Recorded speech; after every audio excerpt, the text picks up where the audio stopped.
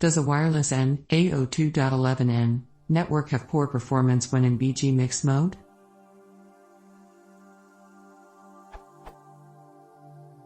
It seems to be an old wives' tale that, when using a wireless N router in mixed mode to support legacy 802.11b or 802.11 grams devices, the performance of 802.11 in clients will suffer.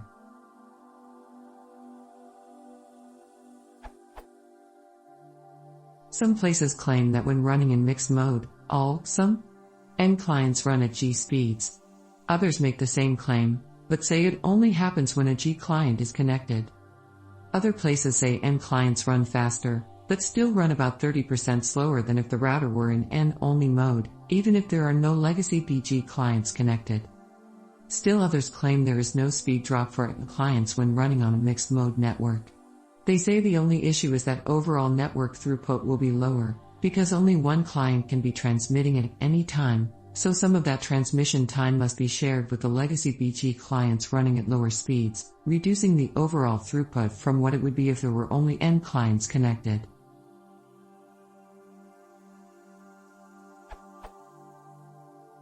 So, which is it? Will running in mixed mode slow down my network, even if there are no BG clients? If I'm running N, will having another client connected at BG slow me down substantially versus if they were running N?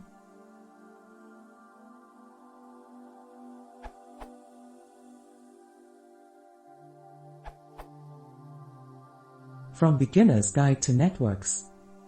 Q. Does the mere presence of an 802.11b device slow down an otherwise all-G or all-in network? A. Yes, this is of course already well known, although the exact implications are often misunderstood. The presence of an 802.11b device on a G or N network causes the newer devices to have to resort to some kludgy behavior to make sure that the B devices don't transmit when the GN devices are using the airwaves, and to make sure that both the B and GN devices can see things like beacon packets.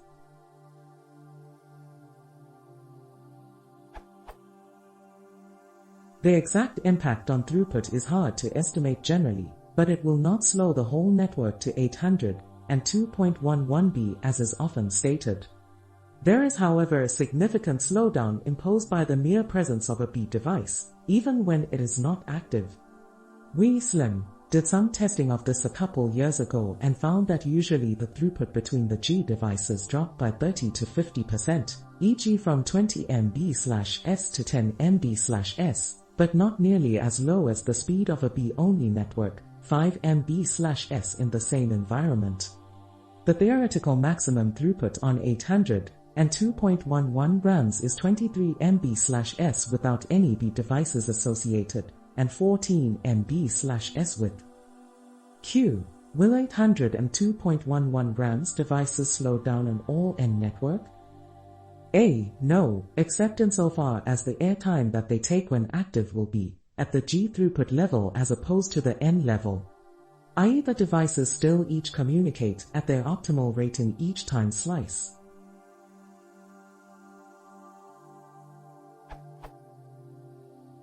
Unlike in the 802.11b backward compatibility mode, G devices do not impose any performance degrading behavior on N devices in order for them to be backward compatible.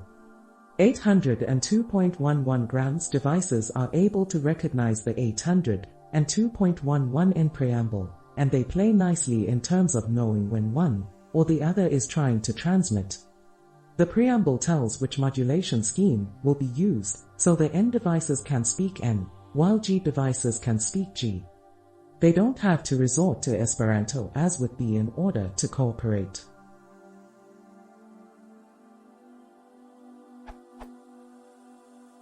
This means that when the G device is associated but not active, it has no impact at all.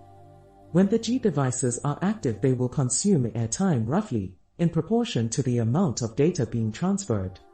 This airtime would of course be at the G rate, as opposed to the N rate, so in the event that the airwaves are fully saturated, e.g. by a local file transfer, there would be some reduction in the total Mbps achievable by all devices collectively, but there is no penalty for having the G devices associated.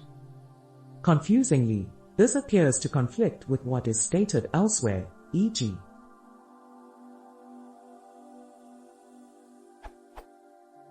running a mix of draft 11N and 11B/G clients on the same draft 11N router will reduce speed somewhat for the draft 11N client, but reduce the speed of the 11 grams clients by more than half.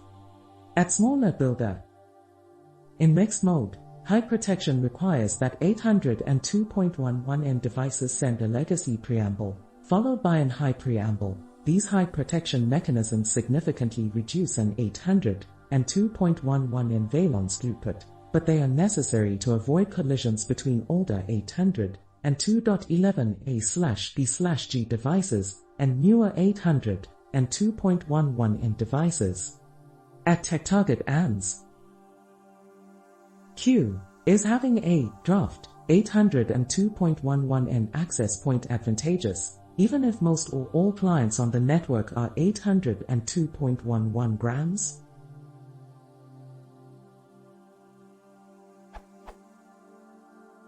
A. Yes, primarily because 800 and 2.11 radios have the benefit of more sophisticated multipath reception capability. They can thereby extend the range and throughput available to G devices to some degree.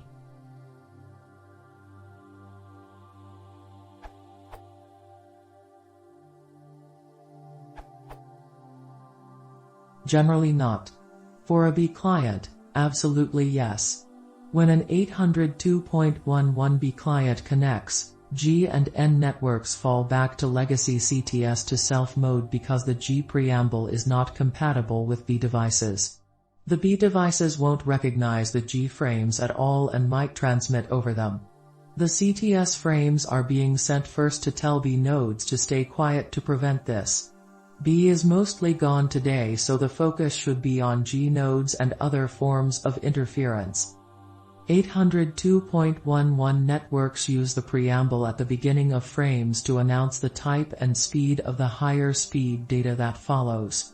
Even if data cannot be received, as long as the preamble is received, the XMA/CA channel sharing system can work.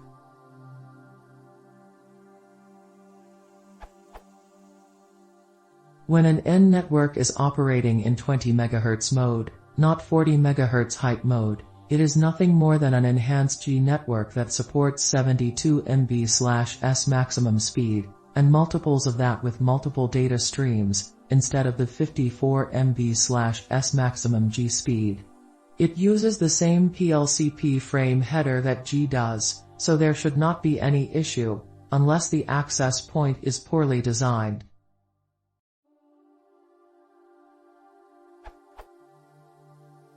When an N network is operating in HT40 mode is when things get messy. Many N networks do not or should not operate in HT40 mode because there is so much interference from other nearby networks that it actually makes it slower than 20 MHz mode, or reduces the range so much that it is not practical to use. The height preamble is not compatible with G devices. When a G device connects to a 40 MHz N network, the whole network switches to what they call L-SIG-TSOP protection in the referenced white paper. It sends a G-compatible preamble on the primary channel and then sends the height preamble at the beginning of each frame. This slows things down, but not that much.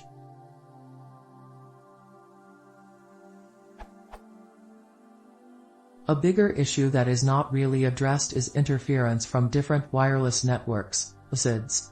Different PSIDs do receive each other's preambles and frames, so XMA/CA channel sharing can work in this situation, as long as the both PSIDs are using the same channel.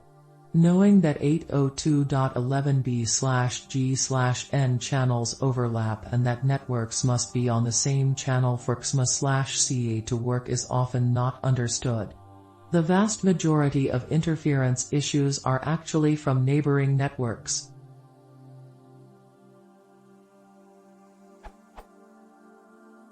What I am still not clear on is this: when an N-only network is operating in height mode, say on channel 6, should other G-only networks use channel 6?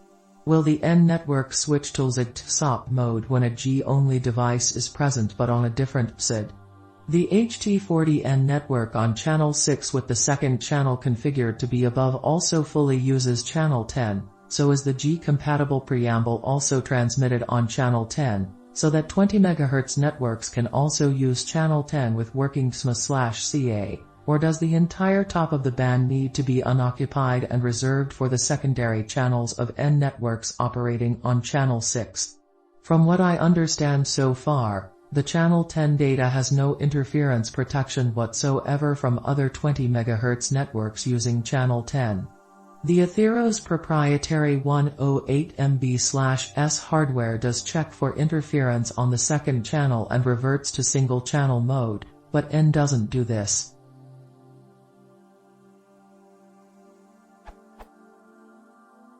White paper that I found from someone else's answer, this URL.